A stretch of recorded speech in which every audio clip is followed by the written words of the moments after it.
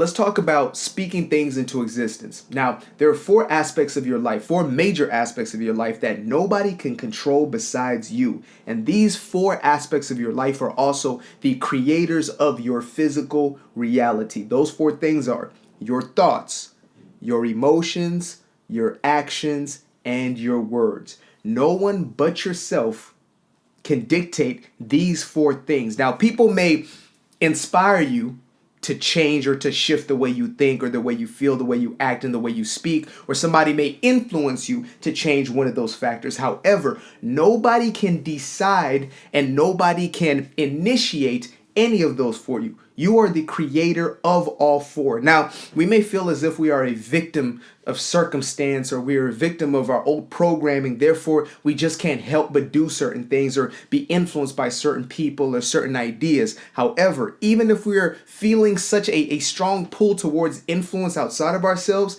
we're still making a decision, whether it's conscious or unconscious, that is leading towards our own decision of, again, thinking a certain way, feeling a certain way, acting a certain way, speaking a certain way. Now, I want to speak specifically about speaking or speaking things into existence. Now, everything we say is a command directly to ourselves. We may feel that we're just explaining our experiences, but in reality, we are actually reinforcing or creating new experiences through the words that we speak. The conversations we're having, most of us have been taught that this is just us expressing ourselves, right?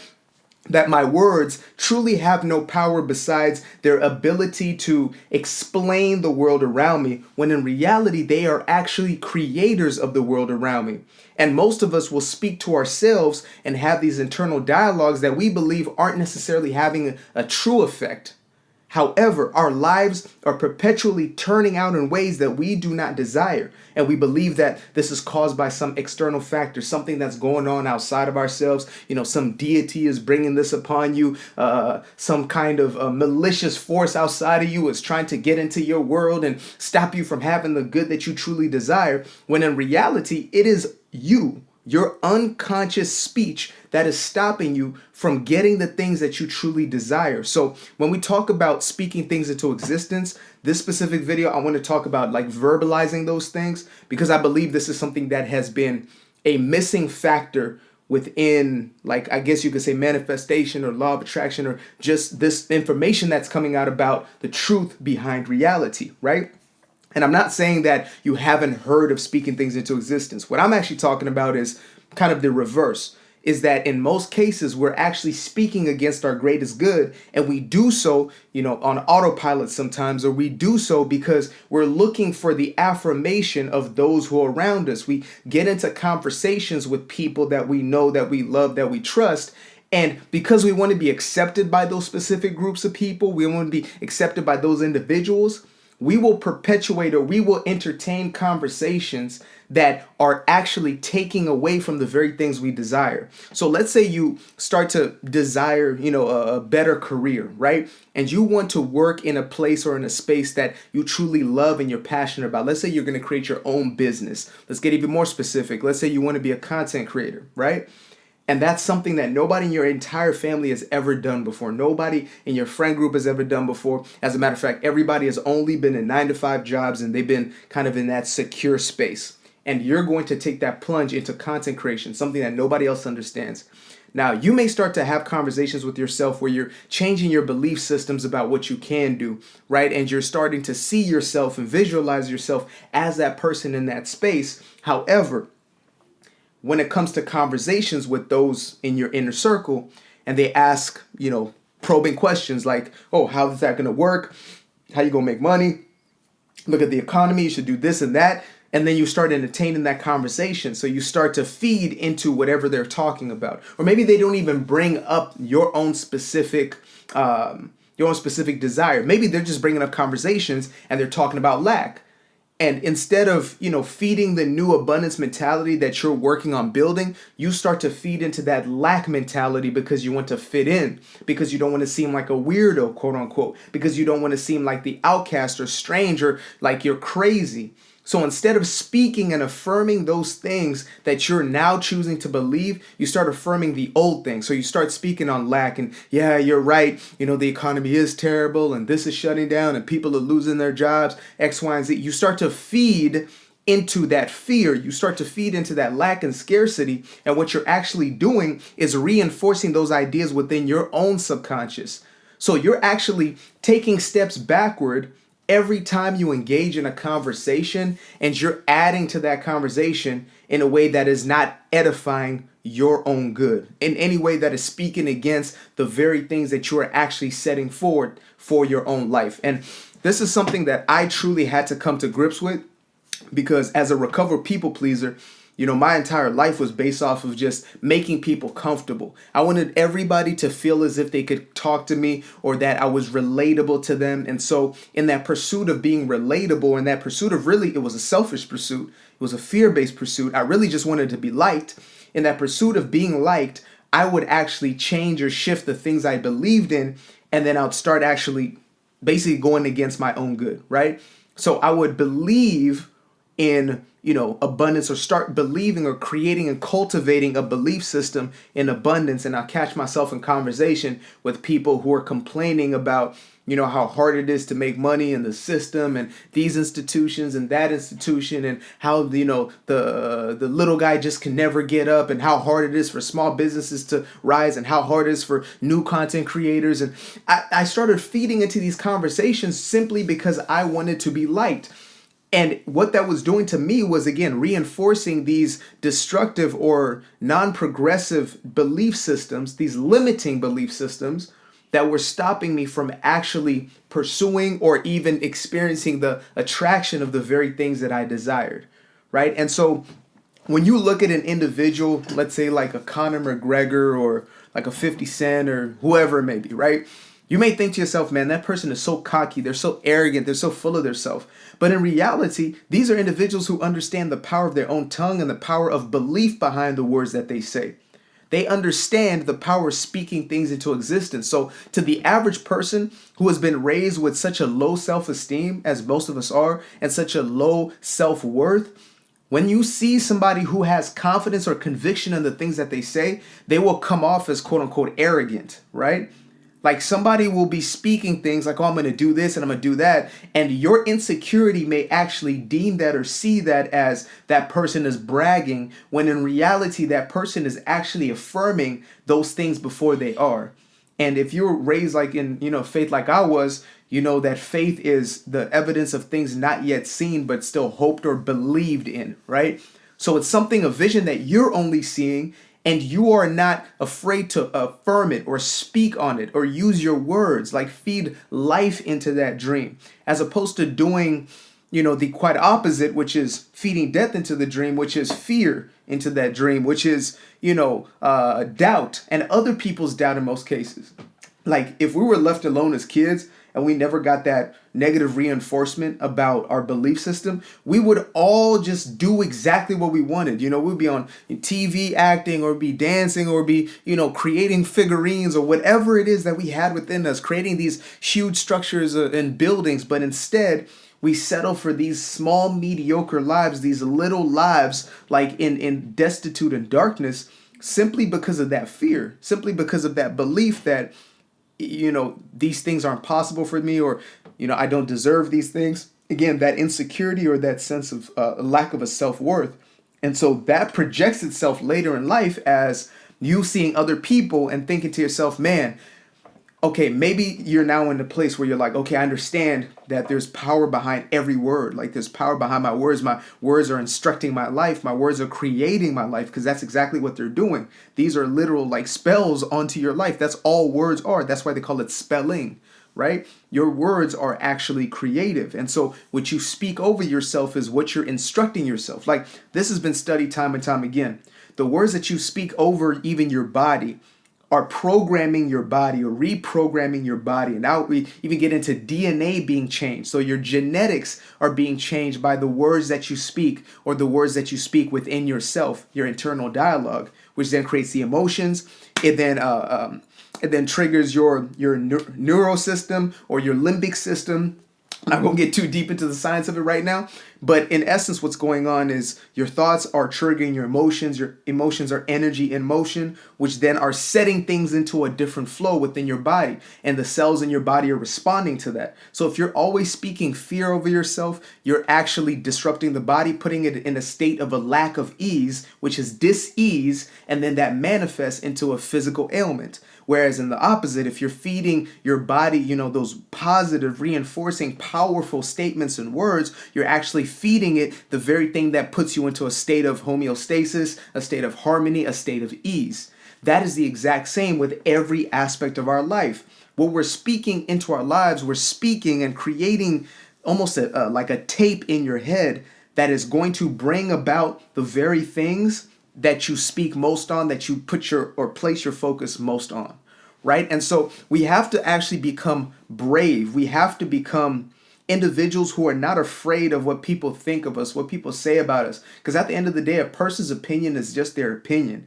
Everybody has an opinion, and most of them are based in insecurities and on individual insecurities. Like, I'll be damned if I lived an entire life and I came to the end of my life and I thought to myself, man, I didn't do the things that were on my heart. I didn't follow my vision. I didn't pursue the things that I love or that were placed within me to do simply because of somebody else's opinion. Somebody whose opinion didn't matter days after, weeks after, months after, let alone years after they said those things, right? And most of us, again, are basing what we do in life and how we move off of a person's opinion from 10 years ago, 15, 20 years ago, some 50 years ago. Like, I got, again, clients who 40, 50 years ago, something that was said to them is still affecting their life right now. Something that didn't even truly affect them physically at that point, but they internalized it and they took it as their own internal conversation and they allowed it to affect them. And so they carried that throughout their lives. And so we don't have to go digging old skeletons. We don't have to go into the closets full of dust and cobwebs to start to shift these beliefs, but we can start where we are right now. The most powerful place that we exist is the present moment, and we can start to make the changes right now, to make the decisions of who we're going to be, and we speak those things boldly, right? You may not be an extroverted person, so you may not be, just blurting these things out to everybody. And to be honest, I don't think that's also the purpose. Like, you're supposed to be affirming them to yourselves continuously. And then eventually when you're in conversation, don't be afraid when somebody asks you whatever you got going on. Yes, I believe in protecting your dream, like protecting your baby. However, there comes a certain point in time when you have to be bold enough to just speak the things. And if people think you're quote unquote crazy outside of you, every person that has done anything of significance in this life, in this world, in this, planet that we're on, that we call Earth, every person who's done anything of significance was called crazy by somebody. Galileo, right? I believe, the individual who said the earth is not flat. People thought he was insane, absolutely insane. A Tesla or Edison, when they, were creating electricity, people thought they were insane until they saw a light bulb or until they saw currents of electricity, and all of a sudden they were geniuses. So most people, again, who were called geniuses, before they were named or titled as a genius by the world, they were called insane. But they saw themselves as whatever they were. And so what you see yourself as, again, all that matters. If you see yourself as, a successful business person or a successful artist or, a successful mathematician or scientist or whatever it looks like for you, you have to keep that self-image. You have to create and cultivate that self-image within you. See yourself in that vision, feel yourself in that vision, move towards that vision, and speak. Like, this is one thing. I don't keep regrets, because that energy don't even serve me. So I really don't. Like, I just let things go. And, again, that's been a skill that I've cultivated over time. But one thing that I do say to myself, man, like, I'm glad that I finally picked this up and I'm taking it as serious as I can, is speaking things into existence. Not being afraid to seem like the outcast in a group, or not being afraid to whatever. And what I started realizing is when I walked in that power, when I walked in that purpose, when I walked in that and spoke, with boldness and firmness about what I was going to do and who I was and what was becoming of my life, the people around me actually started to conform around that. And the ones who I love most started actually even coming to me asking for advice and, speaking to me in very different ways, because you actually become a leader in most cases without even knowing it. Like, I wasn't looking to say, hey, I'm going to be a leader by talking about this. I was just done.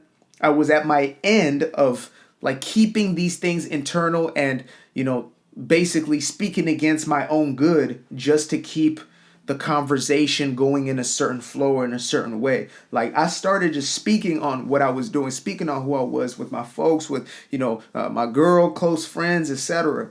Well, I mean, I got a very, very small circle of people that I keep around me, but anybody who is exposed to me, I was not afraid to speak it. Then when I had, conversations with people outside, quote unquote strangers, as we like to call it, just anybody who we don't know yet, right? So I would speak to strangers as I usually do in coffee shops or whatever it was, and they'll ask me what I was doing, and I told them exactly who I was and what I did and where it was going.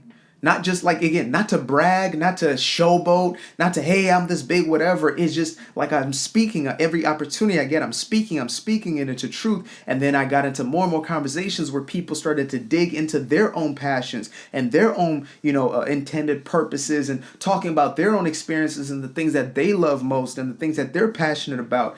And when we continue to cultivate that, we're actually allowing others, we're giving others the tacit approval or the permission to live in that same way for themselves, within themselves. We're giving others that approval and that permission that they're looking for to say, you know what, it's okay to talk about the things you desire. It's okay to be positive. It's okay to, be grateful. Like, it's okay to stand in your power. It's okay to walk in that power and to declare it.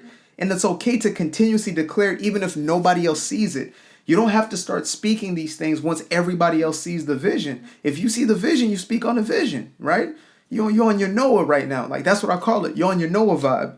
Like, okay, nobody around me believes that there's going to be rain, but I know there's going to be rain. And I'm building this ship for 100 years and nobody else believes it, but I believe it. And so the people around me believe it, and sure enough, they all survive and, they end up on the other side, right? Whether that story is real or not, all I know is really, really real in our lives, right? You got to be the Noah in your life. You got to believe so much in this vision, so much in what's to come, so much in that rainfall that you're going to build a ship regardless. And that's actually going to push you and pull you. Better, it's not even push you, really pull you into your vision. It's going to bring you into the stream with your vision. It's going to put you in alignment with that vibrational space where your vision actually is vast, is bigger and bigger and bigger. And so you'll dream bigger and bigger and bigger, and you'll see more of yourself as you start to put yourself into what we call integrity, right? When your word is integrity with your belief or your thought, is in integrity with your emotion or your feeling, is in integrity with your actions. Once those start to line up, you're walking in absolute power and authority, authority. You are the writer of your own story completely in that space. And so that's all I urge you to do at this very moment in time. Now, if this was of value to you, make sure to subscribe to the channel. Make sure to share this with somebody who needs it at this moment. And if you're somebody who is on this journey right now, make sure to book a one-on-one consultation with me. You can go into the description below, click on the link that will lead you to my booking page. Choose a day and a time that works best for both of us, and let's get a breakthrough. Right? I'm not into having 100 sessions and getting nowhere. If it takes one session for a breakthrough, then that's all you need. If it takes 5 or 10, then that's all you need. And we call it as it is, and we keep it pushing the other way, right? Because at the end of the day, I care about one thing, is breakthrough. One thing is getting you to finally walk in that power, period. I love you. I appreciate you. Peace.